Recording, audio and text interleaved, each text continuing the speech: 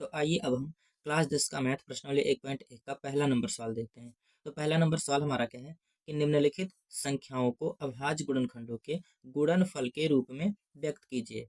हमें क्या करना है, यहाँ पर हमें जो संख्याएं दी गई हैं इनको अभाज्य गुणनखंड के रूप में व्यक्त करना है।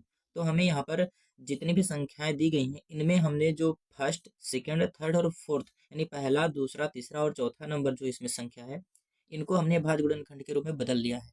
यानी ये जो प्रश्नावली 1.1 है इसका मैंने एक प्लेलिस्ट बना दिया है, वो हमारे चैनल पर है। आप हमारे चैनल को ज्वाइन कर लें यानी सब्सक्राइब कर लें और आप प्लेलिस्ट पर जाएँ तो आपको इन सभी क्वेश्चन के प्लेलिस्ट में वीडियो मिलेंगे, ठीक। तो हमने क्या किया है, एक ही क्वेश्चन का एक वीडियो बनाया है, ठीक। तो पहला, दूसरा, तीसरा और चौथा जो सवाल है इसमें इसको हमने सॉल्व किया है। अब उसके आगे हमें सॉल्व करना है पांचवा नंबर 2644। अब हम क्या करेंगे, 2644 यानी पांचवें नंबर का अभाज्य गुणनखंड करेंगे। हमने पहले नंबर का, दूसरे, तीसरे और चौथे का अभाज्य गुणनखंड कर लिया है इसके पहले वाले वीडियो में। अब हमें इसका 2644 का अभाज्य गुणनखंड करना है। और इन सभी का वीडियो यदि आपने नहीं देखा ना तो हमारे चैनल को सब्सक्राइब कर लीजिए और उसमें प्लेलिस्ट है, आप प्लेलिस्ट पर जाइए और आपको ये सभी इन क्वेश्चन के वीडियो मिल जाएंगे, उस प्लेलिस्ट में है। और आप ये भी वीडियो देख लीजिए, फिर उसके बाद में इसे भी देख लीजिए, ठीक।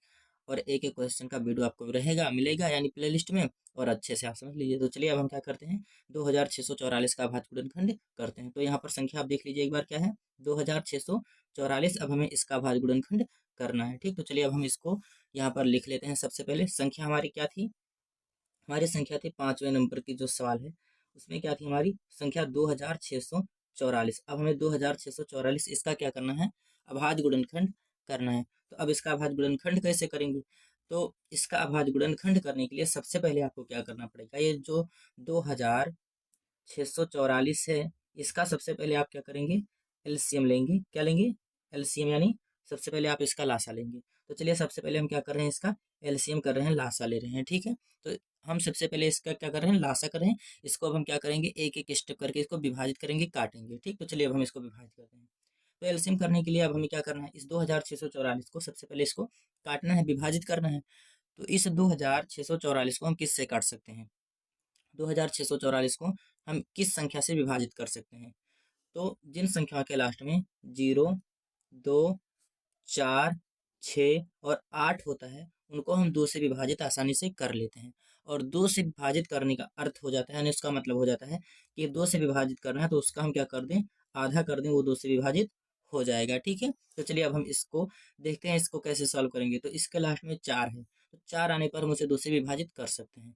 अब 2 से विभाजित कर सकते हैं तो हम इसको किससे विभाजित करेंगे, 2 से। अब जिस अंक से विभाजित करना है उसको यहाँ पर लिखना पड़ेगा सामने, ठीक है। तो अब 2 से विभाजित करने का मतलब क्या हो जाता है, आधा। तो हम इसको 2 से विभाजित कर रहे हैं तो इसका हम क्या कर दें, 2644 का आधा कर दें। तो 2644 का आधा क्या हो जाएगा, तो 2644 का हो जाएगा 1322। अब यदि आप इसका आधा नहीं कर पाते हैं तो आपको मैं एक तरीका बता रहा हूँ। जैसे 2644 का आपको आधा करना है और नहीं पता है तो आप इस 2644 को इस 2 से भाग कर दीजिए, फिर भागफल में उसका आधा आ जाएगा, ठीक। तो चलिए अब इसके आगे हम इसको विभाजित करते हैं, जो इसको विभाजित करने पर हमें मिला है आगे। तो चलिए अब इसको हम किससे विभाजित कर सकते हैं, अब इसके लास्ट में भी 2 है, तो यहाँ पर मैंने बताया कि 2 आ जाए तो हम उसे विभाजित कर सकते हैं, किससे, 2 से।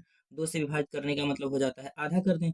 तो चलिए इसका भी हम क्या करेंगे, आधा करेंगे, 2 से विभाजित करेंगे और इसका आधा कर देंगे। तो इसका आधा कितना हो जाएगा, 661 हो जाएगा। अब इसका आधा आप भी भाग कर लीजिए, फिर उसके बाद में इसका आधा भी यहाँ पर आप कर दीजिए।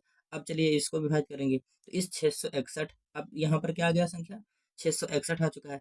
अब इस 661 को हम किससे काट सकते हैं, अब इसके लास्ट में 1 है, तो अब इस 1 को हम काट नहीं पाएंगे, तो हम इसके लास्ट में 1 है ना तो इसको नहीं काट पाएंगे, तो हम इस संख्या को, यानी जो 661 है, यानी किसी भी संख्या में अगर 1 हो तो कुछ संख्याएं कट जाती हैं और कुछ संख्याएं नहीं कटती हैं। जैसे यहाँ पर 61 हो गया, 71 हो गया, ये नहीं कटेगा। और जैसे मान लो 81 है, 81 के लास्ट में क्या होता है, जैसे 81 के लास्ट में 1 होता है ना तो 81 9 81 कट जाता है ना, 21 है कट जाएगा, लेकिन 31 नहीं कटेगा, 41 नहीं कटेगा। इसी तरीके से कुछ संख्या नहीं कटती हैं, ठीक। तो 61 जो है ये नहीं कटेगा। तो हम इसको क्या करेंगे, 661 को इसी संख्या से विभाजित कर देंगे। तो जब इसी संख्या से विभाजित करेंगे तो यहाँ पर लास्ट में क्या आ जाएगा, 1 आ जाएगा, और लास्ट में 1 आने पर हम उसको वहीं पर छोड़ देते हैं, ठीक। तो अब हमने इसको यहाँ पर लास्ट में 1 आ चुका है तो अब इसको यहीं पर छोड़ देंगे। अब इसके आगे क्या करना है, चलिए, अब यहाँ पर जो हमें इधर इस तरफ संख्याएं मिली हैं, यही हमारी क्या होती हैं, अभाज्य गुणनखंड संख्याएं होती हैं। तो अब इसको हम लिखेंगे कैसे? अब हमारा मेन पॉइंट क्या था सवाल में, कि जो यहाँ पर ये संख्या है 2644, इसको आप क्या कीजिए, अभाज्य गुणनखंड के रूप में लिखिए। तो अब हम यहाँ पर लिख देंगे कि 200, यहाँ पर लिखें 2644, सॉरी मैंने अभी 200 बोल दिया। तो चलिए, 2644 का अभाज्य अभाज्य गुणनखंड अब हम यहाँ पर लिख लेते हैं, अभाज्य गुणनखंड। ठीक, अब हमें क्या करना था सवाल में, ये जो 2644 है, इसका अभाज्य गुणनखंड ही लिखना था। तो अब हम क्या किए, यहाँ पर सबसे पहले एलसीएम कर लिए।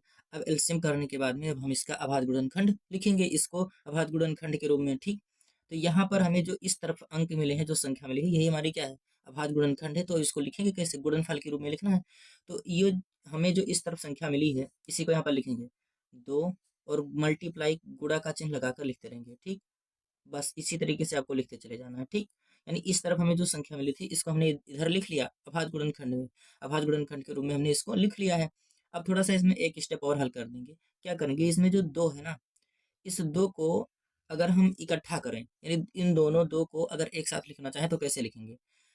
जैसे यहाँ पर ये 2 है, 2 बार आ चुका है, तो हम क्या करेंगे, इस 2 को एक बार लिखेंगे और इसका घात 2 कर देंगे, और गुणे में इधर बचेगा क्या, 661 बचेगा, और ये हमारा क्या हो जाएगा, आंसर हो जाएगा। ठीक, यानी यहाँ पर जो 2 है उसको हमने इकट्ठा करके यहाँ पर लिखा, तो यहाँ पर ये किस में हो गया, घात के रूप में हो गया, और इस 661 को इसी तरीके से लिख लिया यहाँ पर। तो ये हमारा क्या हो जाएगा, अंतिम आंसर हो जाएगा। जैसे यहाँ पर मैंने क्यों लिखा है, जैसे आप एक क्वेश्चन सॉल्व किए होंगे मैथ में, जैसे मान लो कि ये 2 है, इसका घात अब यहाँ पर 2 है, तो इसको हम 2 मल्टीप्लाई 2 लिख सकते हैं, इस तरीके से हम इसको लिख सकते हैं। ठीक है, तो इसी अगर हम जब ये घात में हो तो हम इस तरीके से लिख सकते हैं, तो अगर जब इस तरीके से हो तो हम इसको इस तरीके से लिख सकते हैं, यानी इसको हम घात के रूप में लिख सकते हैं। ठीक, तो यहाँ पर भी इसी तरीके से एक स्टेप हल करना पड़ा है, फिर हमारा क्या आ गया, अंतिम आंसर आ गया, लास्ट आंसर आ गया, जो हमारा एकदम सही आंसर है। ठीक, तो इसी तरीके से क्या हो जाएगा, 2644 का अभाज्य गुणनखंड 2 का घात 2 गुणे 661, ही हमारा क्या हो जाएगा, लास्ट आंसर हो जाएगा।